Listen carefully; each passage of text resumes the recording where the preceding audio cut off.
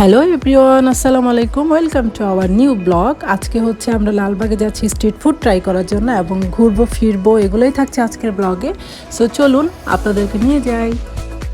লালবাগে যাবার পর আমরা ফার্স্টে ট্রাই করি চিকেন মোমোস, সেটা চোখে পড়লো তাই এটা নিয়ে নিলাম। আর এটার মান ভালো ছিল, খেতেও ভালো লেগেছে। এরপর আমরা আরও কিছু স্টলে যাই, স্ট্রিট ফুডের দোকানে যাই এবং সেখান থেকে আমরা আরও কিছু খাবার ট্রাই করি। এগুলো আপনারা সবই একটু পর দেখতে পারবেন, আমাদের পাশেই থাকুন।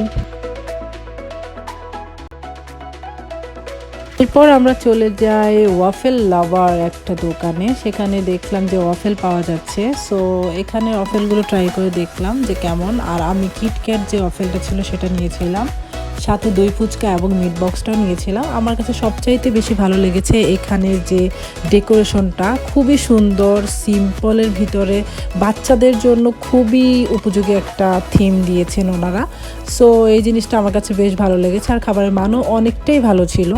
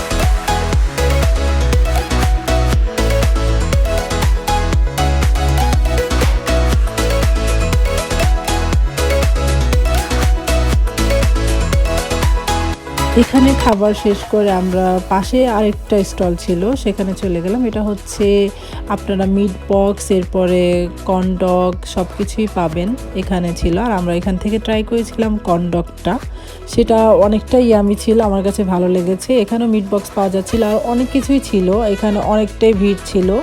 সো স্টলগুলো রাস্তায়, যেহেতু স্ট্রিট ফুডের দোকান, সো এখানে একটু ভিড় থাকবেই, এটাই স্বাভাবিক। সো আমরা ট্রাই করার জন্য ওয়েট করছিলাম যে কখন আমাদের খাবার আসবে। এই যে চলে আসলো আমাদের কর্নডগ, আর এখানে কর্নডগগুলো বেশ ইয়ামি ছিল।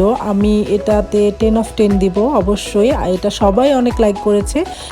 আপনারা যদি আমার এই ব্লগটা লাইক করেন তাহলে আমরা নেক্সট টাইম টিএসসি স্ট্রিট ফুডটা ট্রাই করে দেখবো এবং আপনাদেরকে রিভিউ দিব এবং ওখানে ঘুরবো ফিরবো, এনজয় করবো, সব কিছু আপনাদেরকে দেখাবো।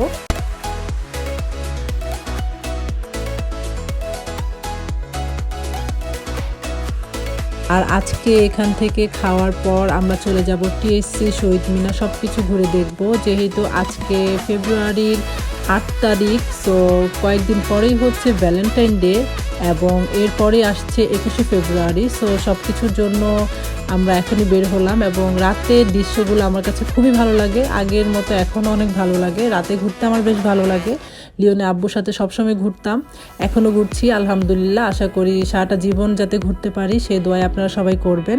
সো আমাদের পাশে থাকবেন আর বেশি বেশি লাইক করবেন, সাবস্ক্রাইব করবেন।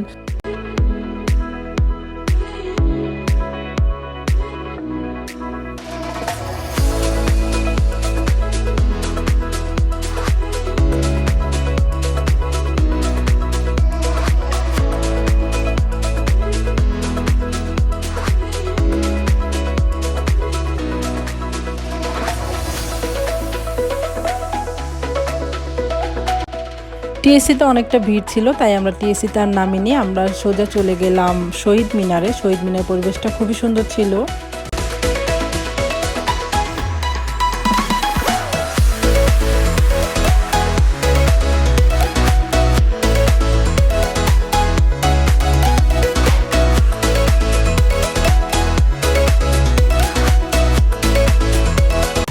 ফাইনালি অনেকদিন পর আমার বোন আসাতে আমরা বের হলাম একসাথে ঘুরতে।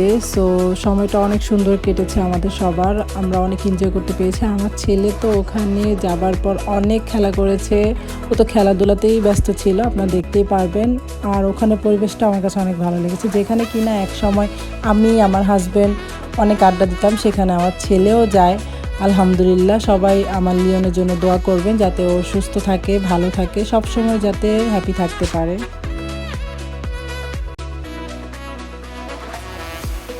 লিওন আব্বু ফাইনালি আমাকে ভ্যালেন্টাইনের উইশ করেই দিল আগে। এই যে দেখতে পাচ্ছেন একটি লাল গোলাপ, সবসময় আমাকে উইশ করে, এখনও করলো। যাই হোক, একটা কথা কি জানেন আপনারা, আপনার ভালোবাসার মানুষ যদি আপনাকে 1 টাকা দামেরও জিনিস দেয় না, এটাতে আপনি হ্যাপি থাকবেন। আর আপনার যতই টাকা পয়সা সম্পত্তি থাকুক না কেন, ভালোবাসার সামনে কিন্তু কোনো মূল্য নেই, মূল্যহীন হয়ে যায়। সো আলহামদুলিল্লাহ, আমার ভালোবাসার মানুষ আমাকে যাই দিবে তাতে আমি অনেক হ্যাপি, অনেক অনেক কিছু, কারণ সে আমার কাছে সবচেয়ে মূল্যবান সম্পদ। সো আপনারা সবাই আমাদের জন্য দোয়া করবেন যাতে আমরা সবসময় ভালো থাকতে পারি, একজন আরেকজনকে ভালো রাখতে পারি। আমাদের যা আছে আলহামদুলিল্লাহ আমরা অনেক খুশি। সো আপনারা সবাই আমাদের পাশে থাকবেন এভাবেই, যাতে আমরা আপনাদেরকে অনেক ভালো ভালো ব্লগ উপহার দিতে পারি আর আমাদের লাইফের সব কিছু আপনাদের সাথে শেয়ার করতে পারি।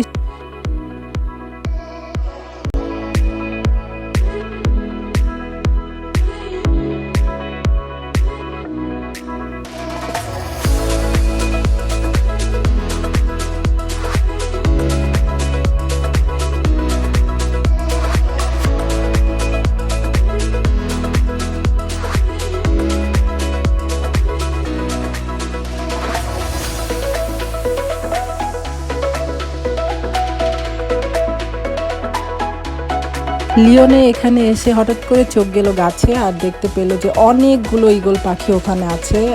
মানে অনেক অনেক গোনা যাচ্ছিল না, এতগুলো ঈগল পাখি ছিল। সো এগুলো আমরা দেখছিলাম। যে যাই হোক, এখানে অনেক বড় বড় কিন্তু পাখি থাকে। সো এটা দেখতে পেলে অনেক ভালো লাগলো, অনেকদিন পর এরকম দেখতে পারলাম। আমি তো সচরাচর এরকম কিছু দেখি না। সো আমার ছেলের তো পশু পাখির প্রতি প্রচণ্ড পরিমাণে ভালোবাসা। তো যাই হোক, বড় হয়ে হয়তো বা ও অনেক কিছু পালবে আরও। এখন আমরা ফাইনালি বাসার উদ্দেশ্যে রওনা দিলাম। সো অনেকক্ষণ থাকলাম, অনেক এনজয় করলাম, আর এখন আমরা জুস খেতে খেতে চলে যাব বাসায়। আজকের ব্লগটা এই পর্যন্তই ছিল। আপনারা সবাই ভালো থাকবেন, সুস্থ থাকবেন, এবং রমজান মাসের অনেক অনেক শুভেচ্ছা সবাইকে। সো আল্লাহ হাফেজ।